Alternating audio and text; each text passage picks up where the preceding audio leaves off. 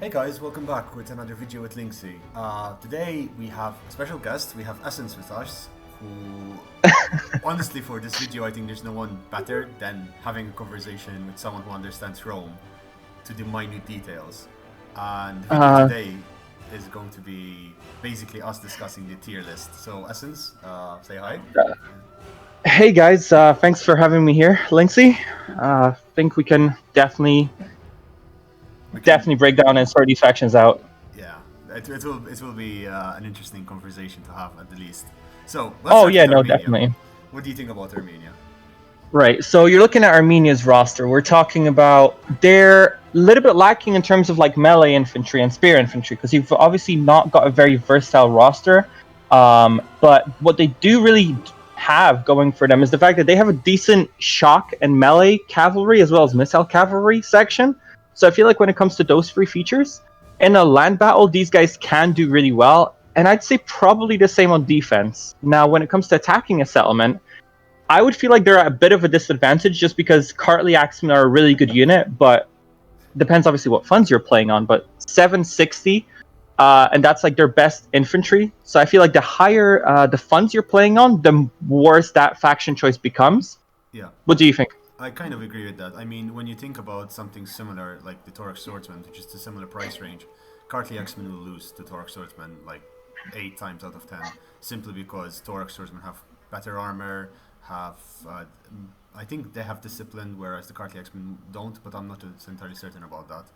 So see, when it comes to Thorax Swords, if you compare, Thorax Swords and Carthage Axemen both have 75 armor. The difference is that Carthage Axemen do have discipline, whereas Thorax Swords, they also have discipline, right? So when it comes to those abilities, they're the same. The biggest difference obviously comes from the fact that there is a difference in terms of damage and the armor piercing effect that Carthage Axemen have, right? So Carthage Axemen, you're looking at 26 weapon damage, and 10 of that is armor piercing, whereas with Thorax Swords, whilst the weapon damage is 34, so it's 8 points higher, okay. Armor piercing is only 4. So in this instance, if you're talking about fighting a heavy armored unit, you'd want to be using Carthage Axemen, because all it would take is usually 6 hits from Carthage Axemen to kill like a 60 health or 55 health troop, like person.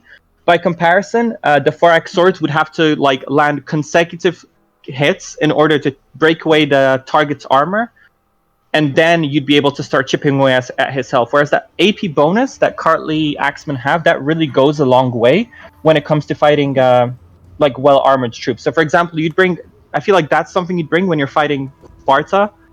For example, like, you know how all of their units are heavily armored and they have a good amount of melee defense, but if you can skip that armor and go straight for their health with the armor piercing bonus that these guys get, that's a huge advantage. That is true. That's actually very true.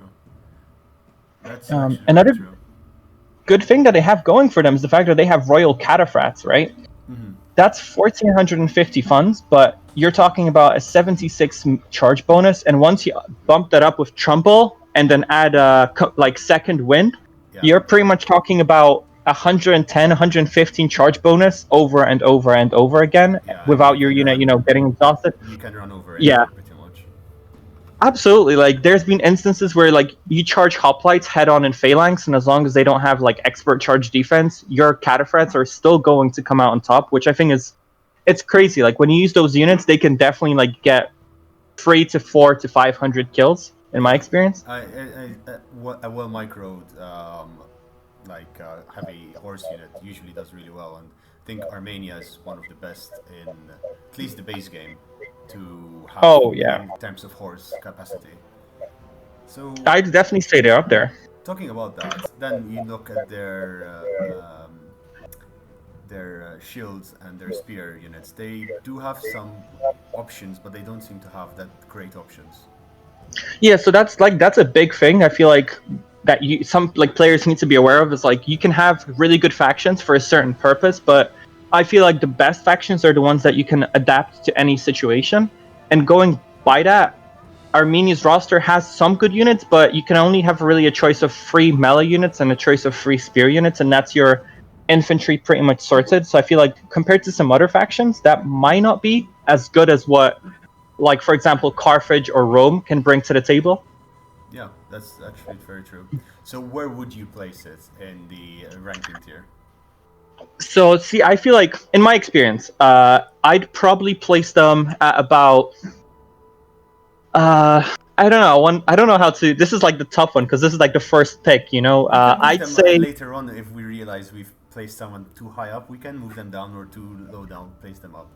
okay. No, that's a good idea. I'd say on land battles they would be about a B, and I'd say on siege battles when you're defending they'd be about a B. Now, when it comes to attacking, just not having that like troop versatility might take you down, but I'd say they're about a B or C Yeah, barrier. What I do you think? I was thinking of B as well in general. I mean, it's one of those factions which is good at what it does. It just doesn't Hmm. excel. It gets the job done, but it needs support. So I think Yeah. B is the kind of place where it can go. I'll Oh, I think that's definitely like a good start. Yeah, starting B at for this at Armenia. this at the center of the. Now the next Makes one, sense. I believe it's Crimea, right? I've actually only played Uh, with it once or twice. Um, right. So these guys are a really interesting faction, actually. tell Obviously, like the us. biggest standout is the Cimmerian heavy archers, which are widely considered to be the best archers in the game. See, I don't get that because I have used them in the past, and their performance, compared to Syrian heavy archers or to Cretan archers, whenever I used them, was piss poor compared to the other two, which are considered again the top tier archers in the game. Mhm. So see, I feel like when you're looking like going straight from the top, right? The first thing you're going to see is that their melee roster, like melee infantry, is lacking. The only unit you've got there are young Gaxas, Yeah, with 15 armor, no javelins, and overall quite bad stats. But they do only cost 190. So I feel like for if you need a cheap fill-in unit, these guys will get the job done, but they're never going to really hold the line. And another thing is 25 base morale is going to be a yeah. huge letdown. I usually use Um, them as a unit. I throw it to blob up the enemy army and then fire mark Yeah, their like you want to infant. buy your time precisely. Like you use that unit to buy time, but other than that, they're not going to be like your shock infantry that will really make a breach and Exactly. make a good impact. When it comes to their spear roster, what do you think?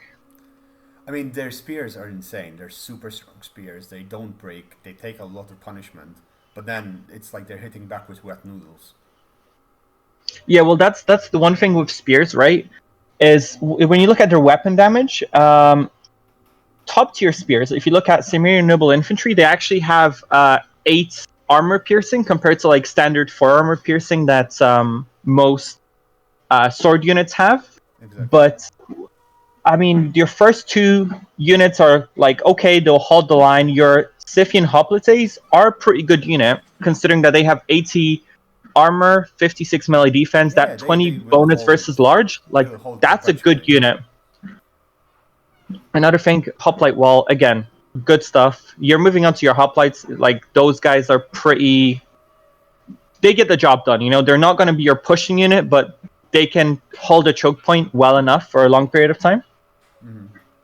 I And then you get to honestly, Samir and Noble. Go ahead. yeah. I mean, their nobles is their kind of, their peak. It's what they really excel at, and that's what I was gonna say. But again, like I've played games with them, and like let's say if they go against other similar tiered units, so let's against Big Hoplites or against Mhm. Royal Spartans, they still do not perform that well. Well, I feel like the biggest difference is, right, so 62, 42, 61, 105. So their stat wise, they're about the same. The biggest difference is that picked hoplites do have 105 armor, whereas Cimmerian noble infantry only have 80. So the biggest difference there is like that Cimmerian noble infantry can take 1 hit less Yep, than the exactly. noble, the picked hoplites. But other than that, you do have nice bunch of bonuses. You have encourage, you have discipline, you have expert charge defense, and you have your hoplite wall, obviously. So a couple of these units, like mixed in with your Scythian hoplites or just standard hoplites, you're going to be able to like hold for a really long period of time. Yep. Yeah, I can Um, see that happening. Yes. So yeah. thinking about that, they do have a cavalry units, the 1 or 2 shock units, right? 1 shock unit, 1 melee, if I believe. Yeah, so they have that one Steep Lancers unit, which is, I think it's light It shock is. It cav. is a light shock cav, so it's fast, but it gets demolished by 1 Pilatro. Oh, absolutely. But see, that's the benefit of having those light units is to exploit a gap created by your other troops or left by the enemy rather than creating the gaps themselves. So if you have these guys and you get a successful charge against archers, you'll comfortably wipe away one full unit in a charge like more than once. But like you said, one pila throw and with their 10 armor, you're pretty much done. Like I've seen instances where like one pila throw from 4x swords would wipe away at least half this unit. Yep, I've seen that as well. I've experienced it And very badly myself. And it's painful, you know, like when you see half your unit disintegrate in like a space of like 2-3 seconds. It's painful. It's actually physically painful. Yeah, especially since it usually, I mean, it requires a certain level of skill to deal with it, to manage to do it, and more often than not, like people like myself who play the game enjoy it, but they don't really go into the nitty-gritty of it. They, you know, you make a mistake and you're just about to hit the archer line, and then the pilas arrive, and your unit breaks, stops their charge, and runs away, and that kind of stuff happens. And, no, I completely agree. And from all we've spoken about, this is a very good defensive civ. It has, you know, units to slow you down, has the units to do the damage from a distance, and to hold you, basically absorb the damage. But I don't think it will do well attacking or on the land. No, so see, I feel like in a land battle, these guys I feel like would be at a disadvantage because you'd kind of have to like box up or have a favorable position so that you could really utilize your archers to the biggest effect. Exactly. Now, the one thing with them is like you've got 150 range on both their archers, and their Cimmerian heavy archers have precision shot.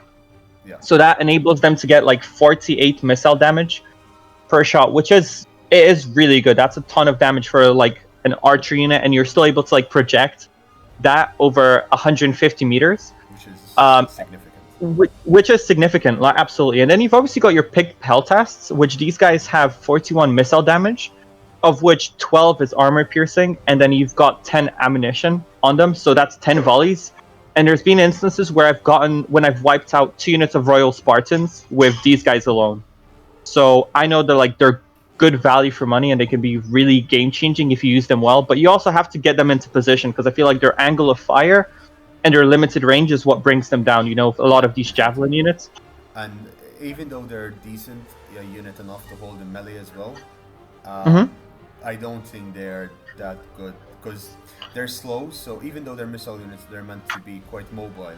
They're not. They get bogged down really easily, and if you have one light cav that slows them down, engages them, and then a unit of swords comes, they're gone. You've lost a huge investment, and the huge investment comes because you usually end up losing a lot of your ammunition. Absolutely. You're being careful with it. I would personally put this as a C faction, as a C rank. I would, I definitely agree. Like, if you're talking about defending, they'd be like a strong B, almost an A. But if you're talking about attacking, like it's a C or D, and the same goes for like a land battle. You have to be a really skilled player to like get good use out of them. But I'd say average, you're looking at C or D. Yep. So I'd definitely say like a C is a good spot to put it overall. And now we're talking about Colchis, and Colchis I feel is the same kind of area as the Cimmerians, and they have very similar roster. They have a little bit of variety. What do you think about this? So if you look at Colchis and you look at Armenia, their melee roster is pretty much exactly the same. The slight difference is you get Colchis nobles instead of noble spearmen. Their archers, something that makes them a viable faction on defending, is that their archers have 150 range and they do cost only 350. But then once you get to their melee roster, I feel like it could be a little bit better. Yeah. Simply from the standpoint where Armenia has a good selection of cavalry troops to choose from. In total, you're looking at 10 different choices for shock, melee, and missile cavalry, whereas Colchis only gets 5. And again, that's quite limited. Now, those cavalry troops that they do have access to can be really good, but there just isn't enough variety on there to like be able to deal with every situation. So you've got your shock cavalry, for example, only costs about 1,100 funds. Yeah. And that's a big investment for a shock cavalry, you know, that doesn't have trample, only like stats are good, but again, not ideal. So I'd say these guys, I would probably also put about a C. Maybe even a D, like, if you think of... Go ahead. there's something that you will bring because you know you're going to counter a very specific build. You know what your enemy is bringing. You know that the faction that they're bringing needs to be countered by a specific unit, which only Colchis has. Yeah, And that's the only absolutely. solution. Like their access is what, like if you're talking about like any Hellenic faction that's going to be relying on hoplites, that's the faction you want to bring. And the fact that you've got a good choice of archers, decent slingers, and then you've got your peltas, that lets you deal with some of like the heavier armored troops. Yeah, but exactly. It's not a very strong attacking faction. I don't feel like it's a very strong land faction either. Mm-hmm. It's again on the defense, and it will stay there. And talking about defense, now we have, and I think we should discuss these two together, Athens and Sparta, because they're very similar in terms of their capabilities. With Athens, of course, having more sword infantry, Sparta has none, and has obviously has cavalry, which Sparta I think struggles a lot in. Oh, absolutely. So like even when you're comparing these two, like the vast majority of the time I see more players going with Sparta than I see going with Athens. But even from that melee standpoint, like you said, you do get access to Thracian warriors, which I think is a DLC unit, and you get your 4x swords for Athens, which gives them a huge buff over Sparta. I feel like a lot of the time you see when a player goes with Sparta, they're going to be relying a lot on Spartan hoplites. You might bring some pikes in there. You might even have Gorgos skirmishers, which are a slinger unit, or mercenary Cretan archers. Mm-hmm. But pikes is something that Athens can bring. Rhodian slingers and Cretan archers is something that Athens can bring as well. And then that little shock cavalry unit and an extra missile. Actually, their missile roster is the same, like for missile cavalry, but having access... Go ahead. Talking about what they have differences, the hoplites for Sparta are, they're made to be almost brokenly strong, but then that's at the cost of almost everything else they have. They don't have any answer to most, attacks. They will hold the line, but they won't do damage. They won't kill you outright. They'll just stay there and they'll get stuck there and they'll do nothing else. Whereas Athens has, different solutions to a variety of different problems, and I think if you compare in attack and defense and in land battles, Athens has a solution for almost every other faction, whereas Sparta... Yeah, it's far more versatile. I feel like Athens is more of like a shield and sword sort of faction, whereas Sparta is more of a shield faction. Like you're going to be able to hold your opponent for a longer period of time than maybe you will with Athens. But with Athens, you're going to be able to dish out some good hits as well. Exactly. Honestly, I would put Sparta a B with Armenia, and Athens for me would be an A, personally. And that's because of its versatility. Not sure. Having those 4x swords in melee definitely makes them a decent contender on attack and on land battles as well. Like just having access to that melee roster is good. Having shock cav, for me, I'd say Athens overall would probably be like an A faction. I feel like Sparta would be a B faction. And that brings us to Massilia, which is, again, a very fun faction. I especially like them because of their bows, which fires from hidden. They can hide, they can be forward deployed, and they can do a lot of shenanigans. Such a good unit. Oh yes, absolutely. I feel like that unit alone, definitely ups their ante, especially on attack. A lot of the time, a sneaky thing that you can do is when you know your opponent's bringing wall artillery, and just deploy these guys with fire at will, flaming arrows, 50 meters away from the artillery slot. And a lot of the time, I've seen instances where that wall artillery gets taken out on salvo 1, and your opponent's people rage quit. So that's a nice cheeky aspect, because I think Massilia is like a south of France sort of unit. Yeah, exactly. But it's obviously you've got a lot of spear infantry there, some hoplites, so I feel like there is that Hellenic influence, so they are good holding faction, as well as a decent attack. They were a Hellenic colony that settled in France. Awesome.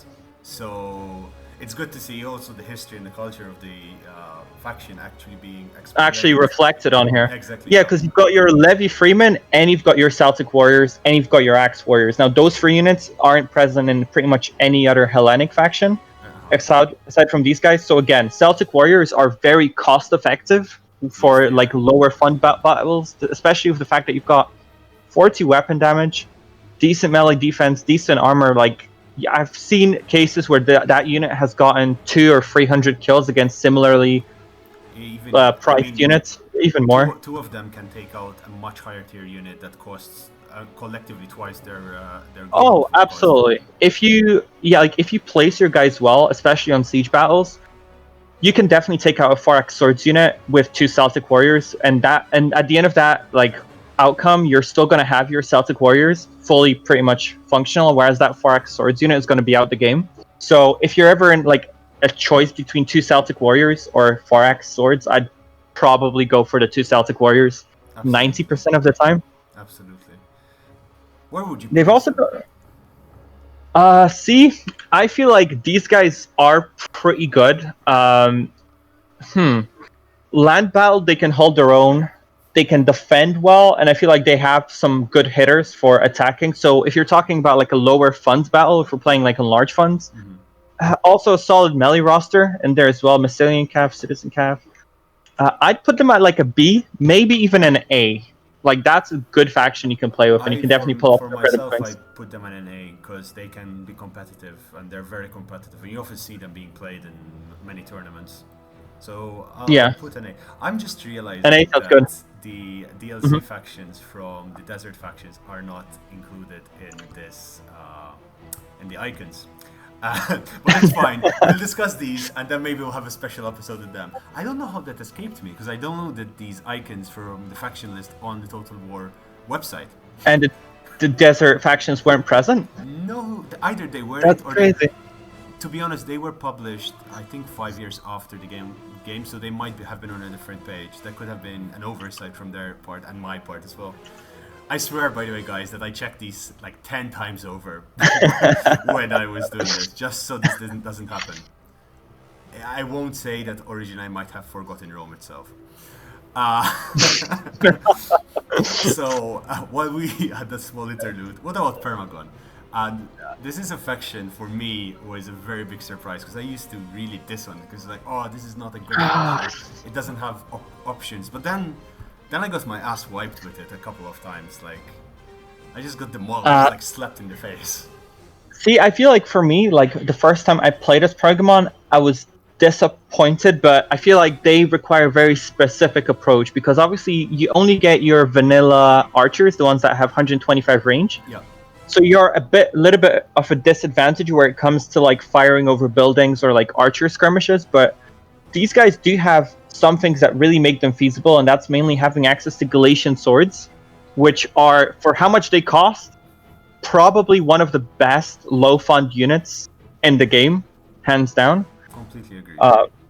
380 funds with 32 melee attack, 40 melee damage, 52 defense. They could comfortably take out Celtic warriors and come out on top with probably half the unit left alive. And talking about their javelin capabilities and just how fast they are, because they're not completely. I think they're light or medium infantry, but they are quite fast. You can get them in and out to the place you need them fast, and if you're looking at retreating, you can also pull them back relatively fast. And I know a lot of the heavier infantry units, 4x swords, might not be able to just keep up and chase them down. So you can successfully pull off that unit from engagement, knowing that your opponent won't be able to give chase. Completely agree. Then they have their Agamma spears, which are just an excellent unit for their cost. They may be slightly bit too expensive, yes, but then when you compare their abilities and their strengths, they can hold out against Avocado cohort. They can hold out against the warriors very easily and come on top. See, I feel in a prolonged engagement, if the Agamma spears and the Shotel warriors both charged at each other, the Shotel warriors would come on top, but I feel the Agamma spears would definitely hold on for long enough to make that trade-off be worthwhile. But also, the important thing to remember is the Agamma spears, you do get 5 volleys of javelins, which if you could use them well, you could probably get Shotel units 50% effectiveness before you even get to the stage where you need to engage in melee. And I feel to get the most out of these spear throwing units, you need to always use those javelins, because otherwise you're not really getting what you're paying for. I completely agree. And Something which is interesting is I noticed that there are some javelin units which don't fire when they're engaged, but the Agamma spears are one of those that will keep firing even though they're engaged in melee combat and they're inside a square formation. So that's quite interesting to note as well. Yeah, so I feel like there's a way of microing it where if your furrow spears get attacked in melee, you can still tell them to fire at an enemy unit in square formation. But that's definitely the thing to do when you're fighting better units, because obviously once that unit dies, their ammo, their javelins, they're gone, and you want to be able to use them before it gets to that stage. And a lot of the time, instances where furrow spears would fight against Shota warriors or legionaries, they'd fire off 5 of their javelins, like use up their ammo, and by then the unit that you're fighting is no longer a threat. You'll come out on top when engaging in melee. So that's, to play this faction well, you do need to be able to use those javelins to their maximum effect. And for that reason, I think it would fall under a C tier, because as good as they are and as fun as they are, they're so situational, and defending they're great, but attacking so-so, and on a field battle, I think they don't have answers to most of other factions. They can hold against like cav factions and factions that rely a lot on cavalry, especially with those hoplites, Agamma spears. They also have pikes, which is rare because I think this is the only faction that has Galatian swords and pikes in one roster. Okay. But for the most part, I'd about agree. Another thing to point out though is that they do get access to 2 expensive types of cav and light horse, so they're like a combination between Hellenic again and a little bit of like barbarian influence. But yeah, on Persian influence, I think, especially considering a little bit on the map. So yeah, Galatian spears, swords. See, that's a tough one. I'd say I'd put them at a B. Like Pergamon for me would be a B. I've like on lower fun battles, I know you can comfortably pull off an attack. It is just going to be tricky because your Galatian swords are going to be your heavy hitters, and these guys don't have a lot of armor. So going up against Oathsworn, rip them apart. Just exactly. Slingers are very easy to use relatively compared to other missile units. Yeah, it's circumstantial, but yeah. Absolutely. And no, I will not be pronouncing the name of this faction because I cannot pronounce it. Ardiaie? Ardiaie. I think that's the name for it. No, these guys make them an S faction just because of their marines. See, like I feel like a lot of the time, I feel like that's the go-to that players have. I've seen instances where Ardiaie, when you use your javelins to your full extent, can comfortably take on Rome, can comfortably take on Kush.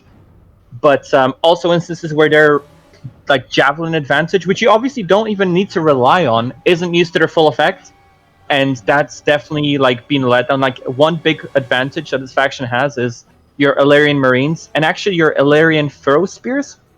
Yeah. Both those units have 5 volleys of javelins. They're really good at defending. They're decent at attacking, and your Illyrian furrow spears also have that cavalry counter tactics. Yeah. So if you ever see. Absolutely. If you ever see like an all-cav roster going up against you in a land battle, you bring these guys and, just have your fun. They will definitely hit hard. Absolutely. And also, like, you've got decent melee infantry roster. You've got your mercenary Celtic warriors for 350. You've got Illyrian raiders. You've got mercenary axe warriors. They make a good B tier faction. I don't think they will make a good A faction because they will struggle a bit on the attack. I feel like, the struggle would be on attack, but on defense, like, if you use them well, they could comfortably be an A on defense, but on attack, like, not having access to those archers. And again, your Illyrian Marines, 65 armor, your Illyrian furrow spears, 65 armor. These guys can take some hits, but over time... combat in an exposed place, exactly, the walls, or just coming over a collapsed wall, or simply having archers firing from, overhead, they will get punished really bad. So it's absolutely comfortably B tier, can be an A tier, but I think I'd say it's a very experienced player. Yeah, like it could definitely be. I'd say for an A tier faction, definitely Ardiaie could pull it off, but you need to be able to like use the faction to its full effect. Especially, you've also got your Illyrian noble hoplites. These guys have expert charge defense. 115 armor. That's one of the highest, if not the highest, in the game. I think it is the highest in the game. So again, change something. Which would be fantastic because there are lots of bugs that need fixing. Oh, absolutely. But I'd say I'd put them at like B, possibly an A in skilled hands, but for now I'd say it's a decent B tier. And then that brings us to the Averachi. See, these guys, I have a love and hate relationship with these because they are better armored than the Lusitani. Yes. But they also, their infantry isn't quite as good, and it also is in certain points more expensive. You've obviously got your Iberian swords, which they have five different volleys of javelins. And again, if you use these guys well, you'll a lot of the time be able to take down like a legionary cohort down to half strength, if not less, just using your javelins before you engage them in melee. So used well, this is definitely like a really good faction. You've obviously haven't got your archers here. You've got Balearic slingers, but these guys more than make up for their value simply with having 29 missile damage, and 8 of that is armor piercing. A lot of the time you're not even gonna need to like fire at your opponent from the side or from the back. That armor piercing effect is just gonna kill your opponent's health before you start chipping away their armor on the more experienced units. Honestly, what I think they have, which is not intuitively their weakness, but it is their weakness, it's the fact that they have those noble fighters. Because their noble fighters, as good as they are, they're so expensive. And I don't think they are. I mean, 1380? Yeah, they don't provide the same amount of... like, the mercenary noble fighters for Carthage, I think are slightly better even than the noble fighters for the Averachi. See, possibly. When it comes to these guys, I'd say they're a little bit... they're about on par with Oathsworn, but they are just a little bit more expensive, and Oathsworn actually has more weapon damage, so It's tricky. They're a good faction when it comes to defending on barbarian settlements, so like the ones that you obviously haven't got a lot of buildings to fire over. You know, you can get the open spaces so that you can really make the most of your slingers, but again, I feel like their Achilles heel there is the fact that you haven't got the archers there. Yeah, and overall their roster is quite dry as well. I mean, yeah, you've got 2 spear units. Melee cavalry, you've got some nice things there. The Celtiberian Cav, that's a good unit for their cost. And you've got your Iberian cavalry, which is sword-based rather than spear-based. So you lose that bonus versus large, but you, instead of 20 or 25 weapon damage, you get 39. So it's much better against killing enemy it's good to infantry. Run into the rear lines, into the soft targets. And Perfect. Yeah. Where would you place them? See, I feel like on a land battle, these guys would perform a little bit better than the Lusitani because you've got your Scutari, which do have 60 armor, and they're painted warriors, which again 45 armor. So that's a good value to have in a land battle. See, that's tough. I'd say maybe a C because they'd still be let down overall with. Yeah, I agree. It's I mean, they are good in situations like if you see your enemies bringing 3 Hellenic factions, you get the Averachi. Arveni or Lusitani, and then you kind of just enjoy the show and rack up that KD on these guys. Exactly. But overall, like, I feel like the letdown is they're very situational, like not being able to have access to archers.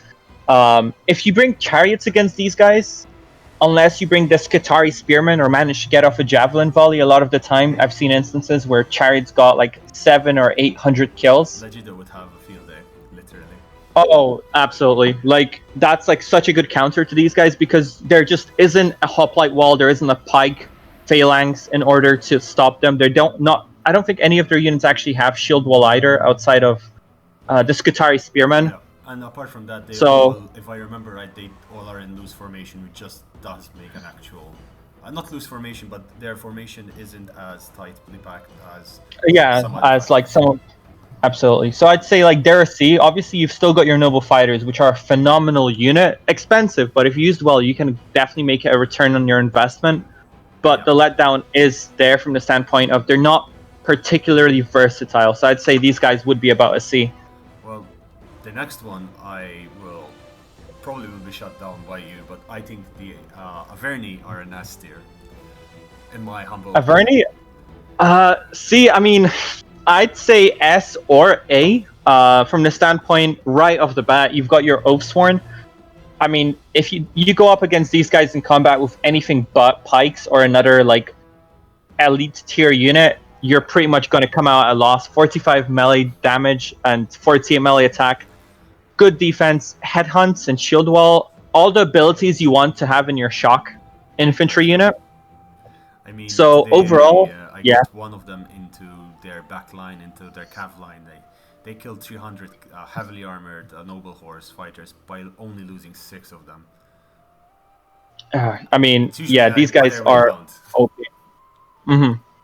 I mean, Oathsworn are a unit that is common in a lot of the barbarian factions, but just the fact that you have access to them gives you a big boost in terms of how effective. Like, this is your shock infantry unit. This is like one of the best melee units in the game. It's your backbone in your army. It's what you build your army around. Yeah, like if you see one of these units going up against you in melee, like you're gonna be focusing your micro in order to try taking these guys out, because I've had games where playing as a barbarian faction, I've gotten over 1,000 kills with 2 Oathsworn units, and like those Oathsworn units weren't depleted, and at that point it's like it gives you a huge advantage just because they keep going. And they will keep going, yeah, especially with headhunts. I mean, their morale raises to 350 for a little while. So again, they're going to hold for a very long period of time. No, you said you might think they're an A tier. Why that would be the case? The only particular reason is they're a really good infantry roster. You've got your Celtic swords, you've got your naked warriors, you've got chosen swords, which again, one of the best mid-tier sword units in the game. Levy Freeman, a solid choice, but again, it's a barbarian faction, so it's not as versatile as it could be. It has few units which excel at their roles, but at the end of the day, you've got light horse, heavy horse, noble horse, good melee cav, but they don't have any shock cav. Yeah. Unlike Iceni, they also don't bring chariots to the battle. Mm-hmm. So that's one thing. You've got Gallic Hunters, which these guys are phenomenal. And I do mean, when you use Gallic Hunters well, there's been games where I've gotten 300, 350 kills on these guys. But the letdown is 10 armor. Exactly. And that's the only... In terms of the other units they have, that's their only archer unit. They've got one slinger unit, which does have 150 range, but only 20 missile damage.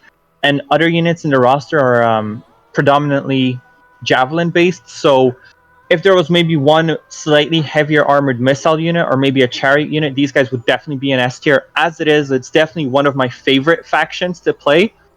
And I feel like on defense, these guys excel. On attack, these guys excel. On land battles, these guys excel. But they're not as versatile as Egypt or Rome. Yeah. Or no, you're absolutely right. They're good at what they do. They're excellent at what they do, but they cannot do everything. So that would actually be a summary for them. And now Baktria. Now Baktria is a faction I have a complicated relationship with because I used to hate it, but now I love it. What makes you really like that faction? Oh, I just love the fact that their cavalry is so good. Their cavalry is insanely good, and they have elephants. I mean, who doesn't like elephants? I mean, elephants used well are terrible. Honestly, like, if you see elephants coming against you, your saving grace is either to like focus down with missiles or have pikes there, because otherwise, once they get their charge bonus and get in between your units, then it's game over. It's game over. A lot of the time, like, when I play games and like get a unit of elephants behind my opponent's like battle lines, you'd experience a rage quit. And yeah, pretty much, yeah. It's a shame because they don't even get to like rack up the kills that they deserve, you know, for like getting behind their enemy lines. But these guys are phenomenal. Our Indian armored elephants, 1,205 health, 30 armor, and weapon damage, right? They just don't die. Yeah. See, another thing that people miss out on is the fact that with elephants, you've got an area of effect, knockback. So like they cause damage to multiple people at the same time. Yep. But also the weapon damage that they apply is 30 of that is armor piercing and 30 of that is base damage. Okay. So you only need to have an elephant hit a soldier twice for the vast majority of troops to like die, essentially. Yeah. So, I mean, and also get trample. I mean, who doesn't love trample? It does make a difference. Then the reason why I kind of had a bad relationship with Baktria is because their unit roster otherwise is piss poor. I mean, they do It's have not as good. versatile as it could be. Yeah, exactly. I mean, they have good stuff, but what their good stuff is, everyone else does better. It's like, No, no, it's like I agree. that subject you always get a C at, but you never get a B or an Yeah. A. See, I feel like with these guys, you've got your 4x swords, which again, good mid-tier unit. I feel like they're kind of like the standard unit that most factions get in the game. They're going to be like 4x swords. Yeah, You've got your Bactrian Hillmen, which one thing that stands out about these guys is that they have triple the armor of a standard Hillman unit. Normal Hillmen only have 20 or I think 15.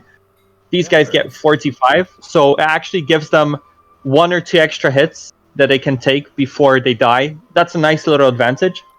But they still die. And then they still die. They're still Hillmen. They're never going to be your Oathsworn. They're never going to be your Furrow Spears or Furax Swords or Chosen Swordsmen, but they're a better holding unit than their Hillman representatives from other factions in the game. And then you've obviously got Eastern Spearmen, which that 13 melee attack is never going to break a unit, but they Yeah, do get your Bactrian Royal Guard, which I feel like these guys are pretty decent. You've also got Frenzy Charge, which is interesting to see on a Spear Hoplite unit. got you. So, And then, if we come to see them in an attack and a defense and a land battle situation, I think they would mhm. excel in the defense and they will do very well Oh, in land battle. definitely. But I mean, once look they at their come to missile attack, roster. Hmm. they might suffer a little bit compared with others. Yeah, I feel like you'll be relying a lot on those 4x swords, which again, like these guys won't be able to compete with units like Oathsworn or Galatian Royal Guard or like Praetorian Guard, but And they're gonna be able to take on like most mid-tier factions. but I think also what makes them weak is that their Thorax Swords is their main attack unit, so the Thorax Swords will have to Yeah, kill the chav, the first infantry wave that is thrown at you to hold you at the gates. So they will kill yeah. them, but they will be very weakened. And then when they have to deal with other Thorax Swords or the spears Hmm. or the pikes or whatever, they're going to be heavily depleted. Their pillars are going to be used, and they're going to have no answer to it. Hmm. So Yeah, well, one thing to point out yeah, with these guys is the fact that they have a good missile department, and that's something that definitely takes them from like a C grade to maybe like a decent B grade faction, yeah, simply from the standpoint that their entry level archers 150 range and 35 missile damage, but then you've got your Bactrian Peltast with 10 ammunition, light Peltast again 10 ammunition, and then Syrian heavy archers and elite Persian archers, both of which have precision shot and like different types of ammo. So that type of missile units can definitely deal with a lot of targets. definitely. I kind of agree. A good B tier is good for it, and honestly the trend that's showing is that there are a lot of very good B tier factions, and Yeah, it's more balanced than you would think the game. yeah, I And definitely say so. Like, it's definitely a lot of these are circumstantial, but the trend is that you do have generally a lot of the factions are well balanced, and it's kind of tricky to find the factions that are ridiculously overpowered. You know? yeah, I completely agree.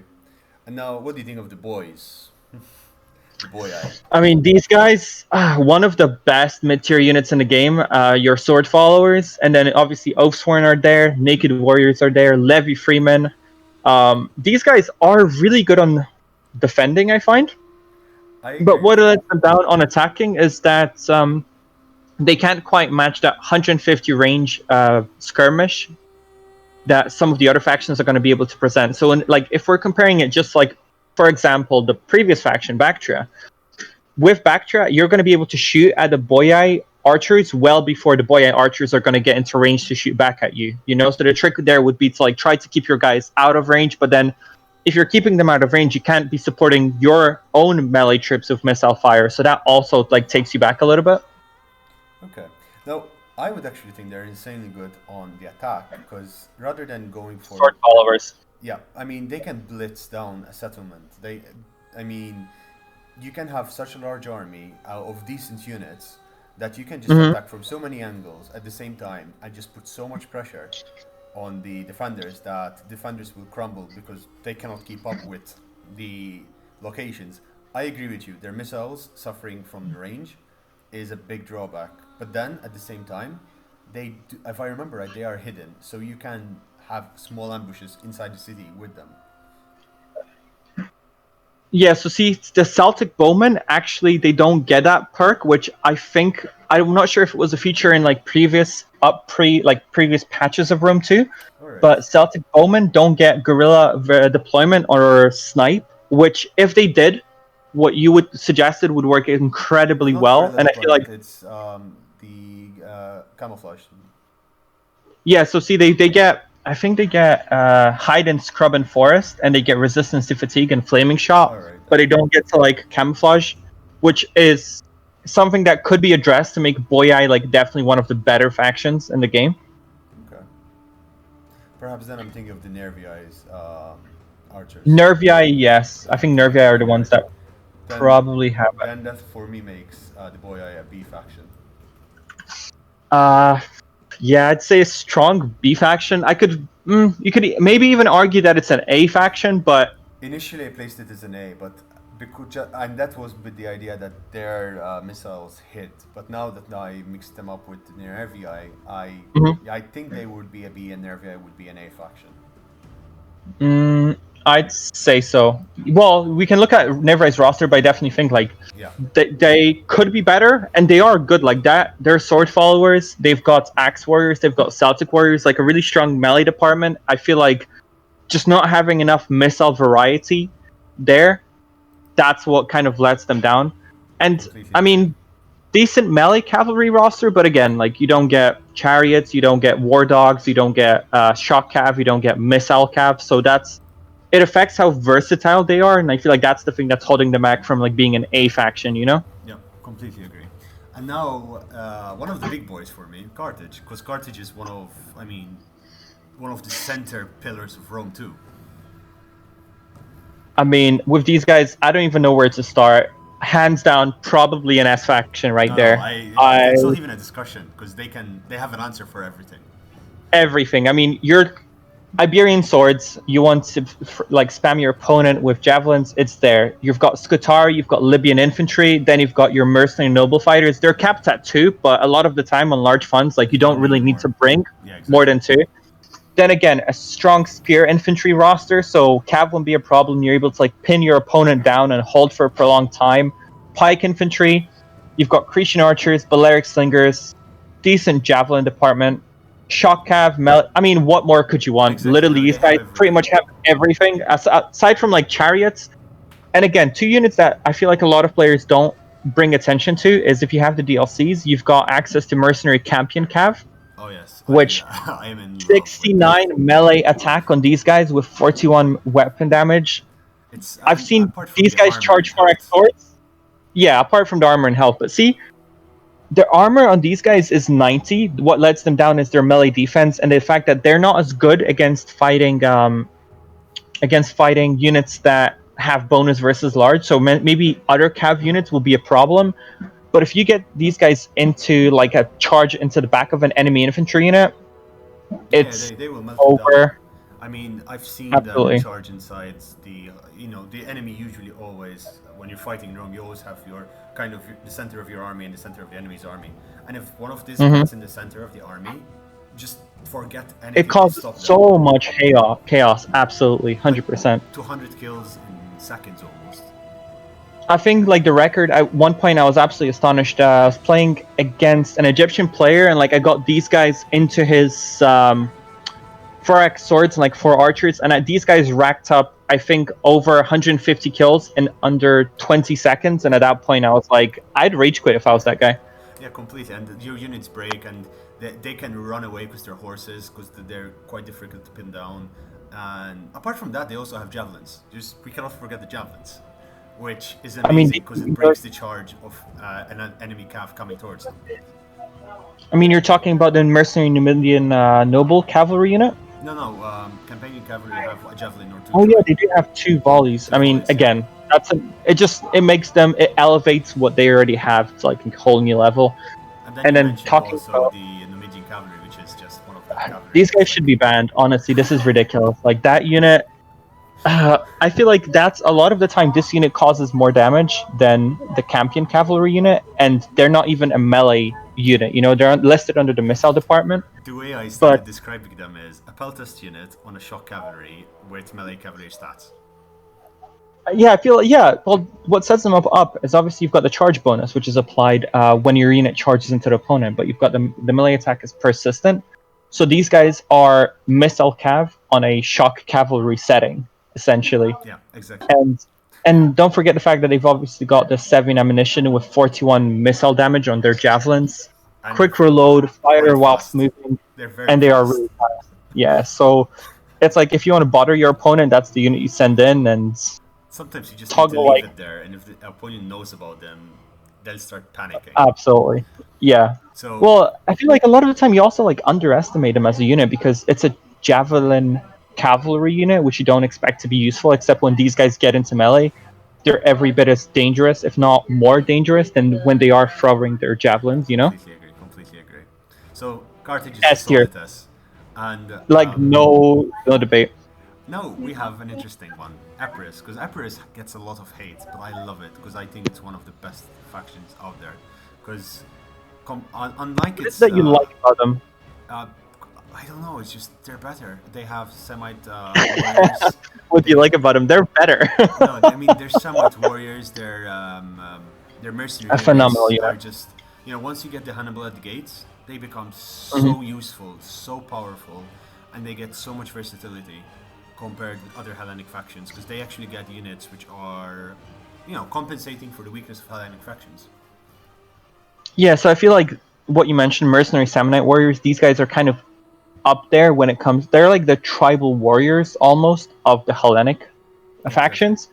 95 armor. They're not as good when it comes to like melee defense and weapon damage, but they can definitely hold their own. And you know, this is like it's a nice addition to the roster, which is already pretty good, rather than being like the most overpowered unit. See, I feel like with Tylis, the comparison is that you've got one unit which is very good. With Epirus, you've already got a strong foundation there, and there's a lot of good units to choose from. Completely agree. And let's not forget the Hellenic Royal Guard on these guys. One of the best pike units in the game. Yep. A good missile department, good shock cav, I mean, Aspid's companion cavalry, elephants, war dogs. and yeah, I mean, and above all that, they get tortoises in siege battles when they're attacking. Again, so like on attack, these Almost guys a are must-have. definitely. Yeah, I feel like it's I'm when you thinking have a I'm gonna be tortoise bit faction. controversial and call them an S tier. No, really? See, I feel like I'd pass them off as like an A tier. But they're But, better than Athens. they hands are. down better than Athens. Yeah, but see if we pull the comparison between those two, which obviously like we're just comparing Athens to Epirus. They are better on. They are better than Athens is, but are they as versatile as Athens? They have a really good melee roster. They do have a good choice of pikes, but I don't feel like But they they're also quite have the the same answer. missile units. They have a better cav because they also get companion cav as well. No. They also have, if you have the DLC, they have access to the mercenary Indian war elephants. Yeah.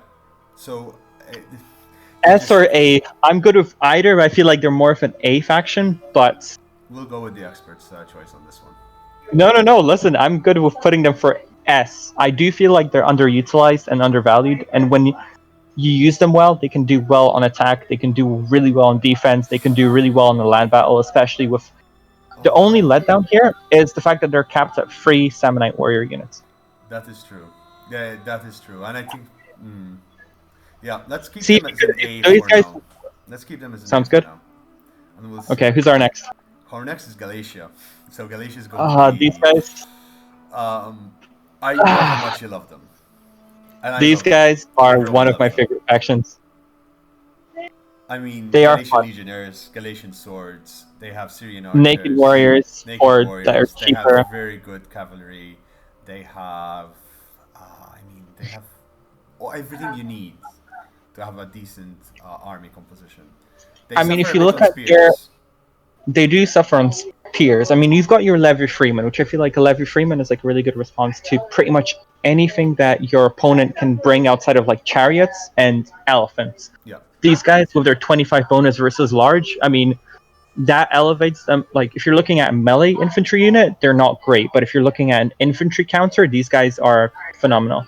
Yeah, completely agree. And one thing that's also underutilized when it comes to them is the fact that they get access to Galatian riders, Yeah. which it's under their missile cavalry tier, and these guys 40 weapon damage, 42 melee attack, I've never actually 56 melee defense. And these guys are light cavalry, and they're so underused, but phenomenal unit again. It's a really good roster. I'd put these guys. They obviously don't have pikes, they don't have elephants, but they do excel in the melee department. I mean, they're have a a strong faction that wins. Their win ratio is insane. So at the moment, I think we're looking between an S and an A tier. I'd say like it's borderline. I'd say it's a strong A. I'd give it like a really strong A for. Again, I'm going for S because of how cost effective they are. Because their legionaries are so cheap compared to other units of the same tier. That's true, but the thing to remember, right, is a lot of these barbarian factions, the next best unit is sword followers from Boiiii at a similar price point. So Galatian legionaries are 800, Boiii's sword followers are 760. Now, when you look at their stats, they are quite similar. Give me 2 seconds to find a comparison. So the only difference is 8 points lower on melee defense for sword followers and a 1 point lower on melee attack. Now, they are really good in the sense that they do have a archer department. Like they do have access to those free mercenary Syrian archers. You've got 150 range, you've got 40 armor, you've got precision shot. So again, good for attacking, good for defending. Mm-hmm. I'd say if they had like a special unit department, if you had war dogs to mess up your enemies like missile troops, if you had chariots, if you had elephants, it'd be an S. Even as it is borderline between an S and an A, but they don't have pikes. And see, another thing is that there is a gap in terms of funds between the Galatian swords and the Galatian legionaries. So Galatian swords, you're talking about 380 funds for a really, really good entry-level melee unit. Exactly. With Galatian legionaries, you're looking at 800 for their best melee unit. I completely agree. No, and there is that gap inside that's filled with naked swords, which again, 480, 15 bonus versus infantry. These guys will straight up shred most infantry units at a similar price point. But once you get to higher funds, the best you can do is just try to add experience to your Galatian legionaries and hope that you can outflank a unit of Oathsworn or Galatian Royal Guard. Completely but agree. Other than that, like these guys are so strong for what the units that they have are really, really good. Again, Galatian swords are one of the best. I mean, I find in my experience one of the best entry-level units in the game. This is one of the factions that you're constantly seeing people using, and that means that they are easy to use, they're easy to learn, and they provide good value for money. And absolutely. I feel like if Rome is banned, Galatia is. What's the next faction that we're talking about? Getae. I call them Dacia. Getae. It's from that region. So their name is like Getae, but yeah, I feel like there might be a different pronunciation for it. I mean, they are the same people, the same logo, the same everything. They're called Dacians in history, 100 or so years after. So I guess Dacians or same faction basically. They're just a different. Yeah. They do have a unit of Dacian heavy bowmen, so I'm guessing Getae is like primarily maybe Dacian focused. If you look at their missile department, it's entirely possible. But looking at their units, there is a strong like entry level melee department. I find like you've got your Falxmen, you've got your mercenary axe warriors, and then there is a big jump in between the axe warriors because then you're jumping to noble swords, which are almost like the Oathsworn unit that these guys have. And not having a fixed unit in between that, like no chosen swords, no sword followers, no Shotel warriors, like you need like a good mid-tier melee infantry to be able to make those pushes because your Falxmen, phenomenal if you can get their charge bonus. But once they are in melee, you've got 10 armor and 11 melee defense. They die really fast. I mean, even that one volley is enough to bring them to half health. Absolutely. Like these guys, if you use them as like a shock infantry unit, like charge in, let them stay in combat for 10-20 seconds, pull out, charge again, they can be extremely useful under those circumstances. But past that point, it's 320 funds for a melee infantry unit. So you use well, you can definitely make a return. And then the next obviously point is the Axe Warriors. good overall, but But they're again, axe they don't warriors. really excel. Yeah, they're axe warriors. Jumping from that, there's noble swords, which are again a really good unit. They are almost on par with Oathsworn, Yep. but they do cost 1,260 funds. So I feel like You can't you may really be do able to nothing get wrong like with that. a couple of these guys. And again, like this is circumstantial, you know, like depending if you're playing on large or ultra funds, but the vast majority of players I see play in large. And in that instance, you can only bring a couple of these before you're out of your funds. Yep. I honestly think as much fun as this faction is, and as much interesting plays you can do, we're looking at overall it's it's missiles, it's cavalry, and it's everything. It lacks an answer to most problems. I mean, yeah, you've got a spear department, but it's I don't know. It struggles with, especially even on large funds, for me, it struggles for me.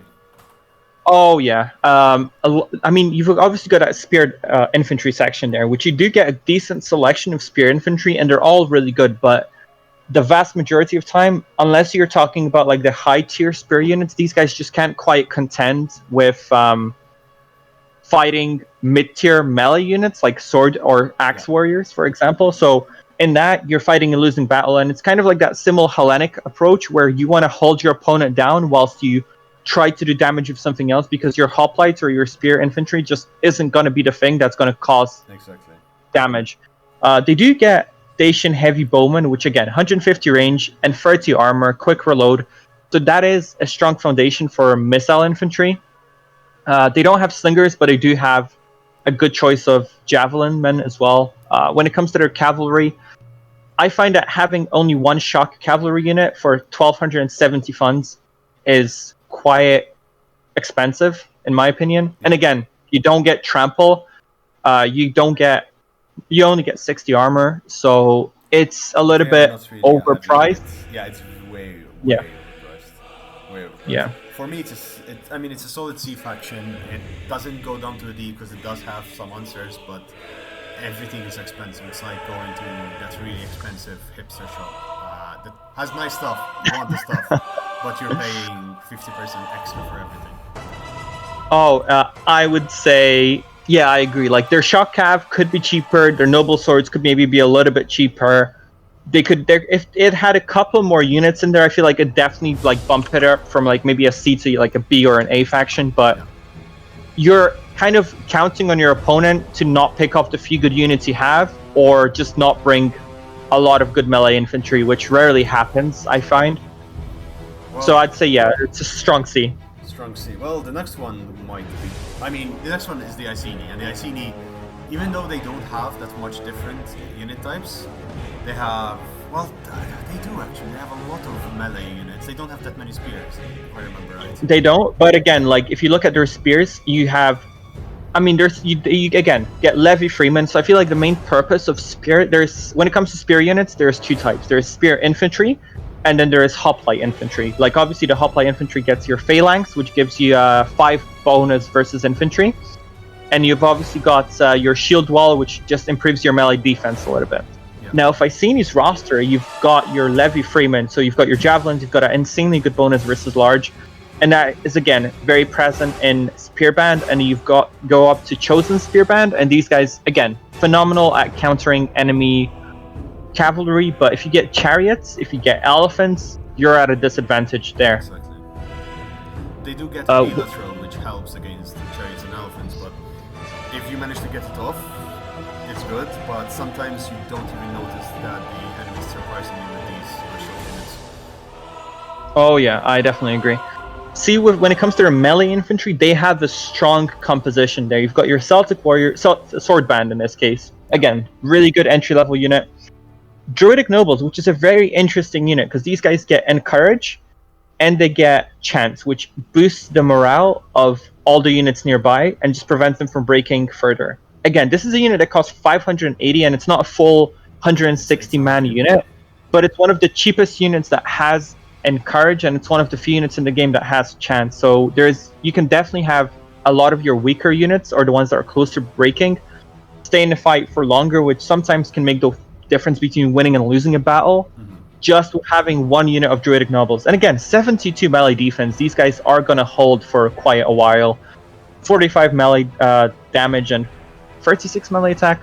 They can hold their own. They're not going to be your push unit, but if push comes to shove, you can definitely throw them into melee and they can hold for a little while. Completely agree.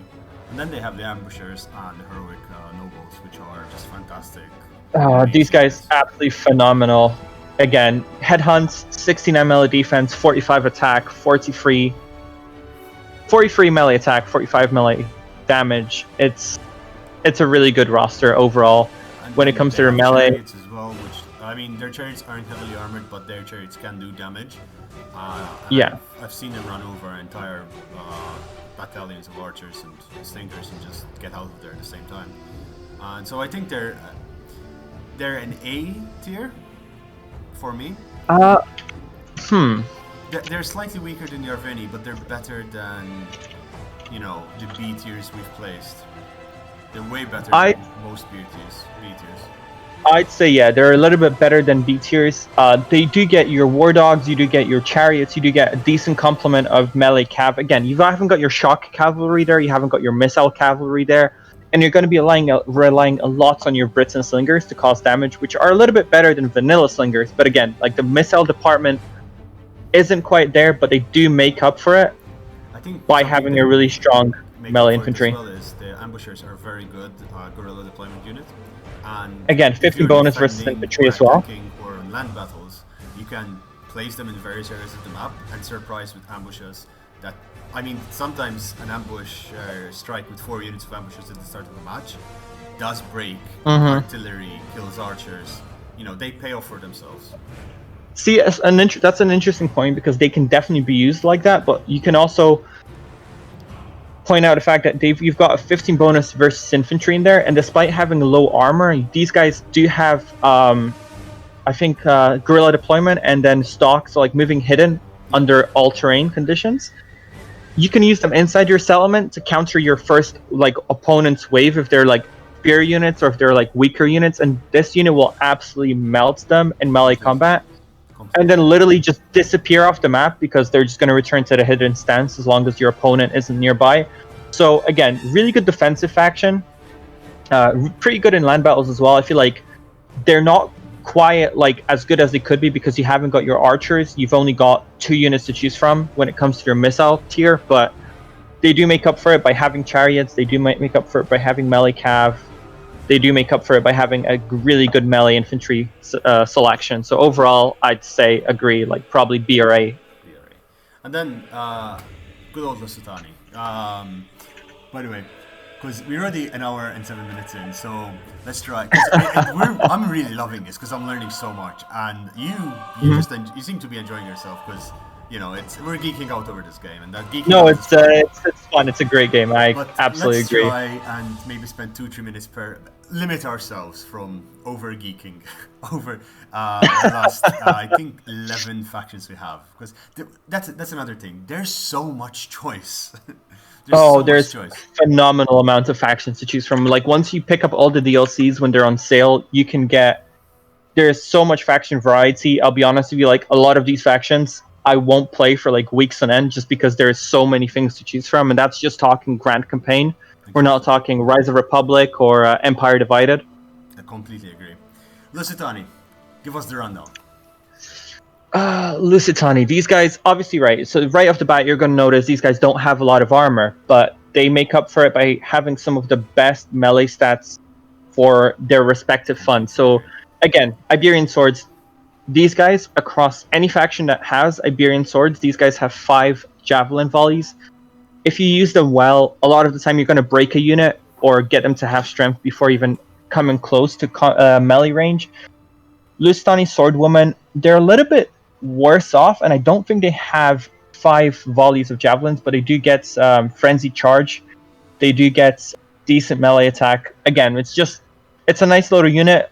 Not quite as good, I feel like, as it could be, but moving on from that, you've got Guerrilla Warriors. Again, similar to Ambushers, you've got Vanguard deployment, you've got hidden and all terrain, really good melee stats. They don't have their bonus versus infantry, but instead of that, they have 65 melee defense and 42 melee attack. So pretty good melee stats. And again, like you said, if you deploy these guys well, outside the city or even inside the city, and you can create a mini ambush, you can definitely get a lot on your investment. Yeah, completely. Really good unit. They And melt then enemies. literally, They melt armor as well, Lusitani. absolutely, these guys are one of the like few really good counters to Kush, and that largely stems from like having those Iberian swords, and then their next unit, which is the veteran shield warriors. You look at their stats, 50 melee attack. That's something that not a lot of units in the game have. Never mind units that only cost 700 funds. Exactly. Next thing, your charge bonus 30. It's pretty decent. You're bordering on like light cavalry impact when it comes to charging, and then 75 melee defense, 30 armor. They're not the best in terms of like having all the extra abilities, but they're a very good single purpose unit, and that unit is if you protect these guys from missile fire, you're going to be able to beat any other melee unit tick for tat. Even like instances where these guys would go up against Oathsworn and still cause a significant amount of damage, even though Oathsworn costs twice as much. Instances where if you support that unit with missiles, you're going to beat the Oathsworn unit and come out on top, which for a unit that costs half that much, it's absolutely phenomenal. I actually recently saw one of the replays, a unit of Levy Freeman holding the Oathsworn on the front while these guys go around them, flank them, and melt them out. Oathsworn have a tendency of surviving even if they're rear charged, but in this case they just disappear. I mean, the issue is that here you've got 50 melee attack on top of that 30 charge bonus. So if you get off that initial charge, you're doing 80 melee damage and 66 weapon damage for 30 seconds, 20 or 30 seconds. Now, once that charge bonus wears off, you're still having a 50 melee attack, which essentially means like almost a 50% chance that you're gonna hit your opponent. Yeah. And 75 melee defense, again, like the higher the melee defense, the less likely you're gonna get hit back in melee. So it's, I mean, one of my favorite units in the game, hands down. They haven't got a lot of armor, but you use them well, and these guys go up against Forax or Chosen Swords or Shotel Warriors, and they'll consistently come out on top. I think it's a solid A. I mean, the only reason why we didn't put them in S, it's their lack of solid cavalry and missile units. Yeah, I feel like that's what lets them down, but their Achilles' heel in this instance is the fact that they don't have a lot of armor. But if you use them well, and if you use your slingers well, you can get that missile superiority, and you can make sure that your opponent doesn't get to use his missiles against you. And at that point, a lot of the time, you're going to be coming out 2-for-1 on your melee engagements against his melee units. And don't forget the Lusitani nobles. Even better, I know they cost more, but 64 melee attack, 77 melee defense, and they get headhunt. So you send these guys in melee, and you'll make a return on your investment. Again, I've seen these guys go up against. You want them to be surrounded at that point.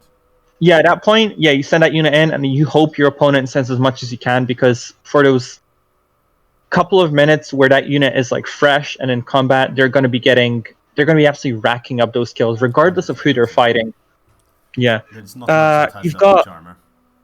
Well, precisely. One thing to point out, you've got a spear infantry guerrilla deployment unit, which costs 400. Okay. These guys are 68 melee defense, and you can guerrilla deploy them. So there's been games where I've played where I've like laid these guys out as an ambush for enemy cavalry, got off my javelin volleys, and then charged back with my cavalry, and would take out superior cavalry with absolute ease. So underutilized, but again, it's a nice little ability to be able to pull out when playing this faction. Yeah. And like you said, the only thing that's keeping them from being S tier is just not having more like variety to counter more units, because phenomenal on defense, can be good on attacking, but you just don't have the arc of fire on your slingers that you can secure taking out your enemy's archers, you know? They excel, I mean, they excel other factions in what they do, but then they lack a lot of the functionality you need in terms of missiles, and just their units can get slaughtered with arrow fire if your enemy can just get you one volley. That sometimes can lead to an entire unit of Iberian swords to be decimated. Oh, absolutely. That's like you just need to prevent your opponent from getting off his missile weapons because that's what's going to do like the majority of the damage when you're playing as Lusitani. It's those missiles, it's arrow towers that will like slowly chip away at your units. But if you can, if you're in skilled hands, like I've definitely seen these factions get like this and Arverachi get comfortably 3 or 4 point KDs, especially on defense, where you can like you're fighting your enemy on your own terms and you can secure that missile advantage. Completely agree. So great faction overall, definitely one of my favorites to play. We can tell. We can tell. And now one of my favorites as well, Macedon. Macedon is one of those factions which I think it gets usually clumped up as a mech faction, but really and truly, it has an amazing cavalry. It has amazing a really strong missile infantry department, like missile, swords, shields. They have, I think they have an answer to a lot of problems on the battlefield. I mean, I'd definitely say so. You've also got, let's see, you've got Royal Peltas, you've got 4x swords. So you see here, you do have that better melee infantry unit. So that's something that we're discussing when talking about Athens. I think Epirus had Royal Peltas as well, but you do have an answer to your opponent's elite level infantry, and that is the Royal Peltas. Never mind the fact these guys' 62 melee attack is really good. Having Shield Wall, having use the whip ability, just boost their melee attack and weapon damage for a little bit. But also absolutely they have 3 pike units, no? They have 4 pike units: foot companions, 4-axe, pikemen, and levy pikemen. So you've got a selection of 4 pike units. And again, it's a really good holding faction. You can definitely push with those pikes as well, especially with 4x pikes and foot companions. 70 armor is solid and really good melee stats. Missile infantry, you can secure a really good missile advantage. A good cap department. Good. Possibly S faction, honestly. See, I'd say like they're borderline. Yeah, they're definitely like a strong A. They could be an S faction. They're just. I'd like to see a little bit maybe more variety in troops. You've got Thracian warriors. That's one thing, right? On lower battles by like the standard 1-4 rules, you've got your Thracian warriors, which are limited to 3.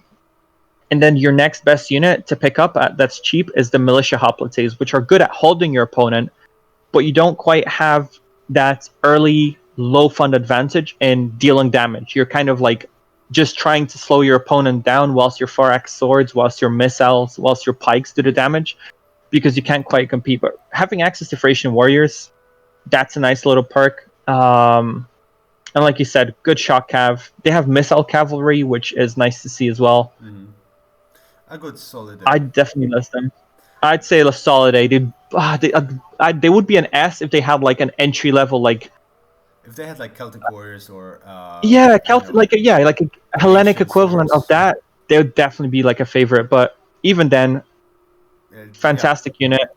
Aspis Companion Cavalry as well. Any faction that has that is can do miracles with that cav. Absolutely pull it off. Like 500 kills, 600 kills on these guys, and they'll still keep on going. So that's a strong A faction. Talking about cav, I believe this is the Roxolani. What do you think about them? Alani? Roxolani. These guys. They're a cav faction. They're one of the 3. Yeah, they're an all cav roster.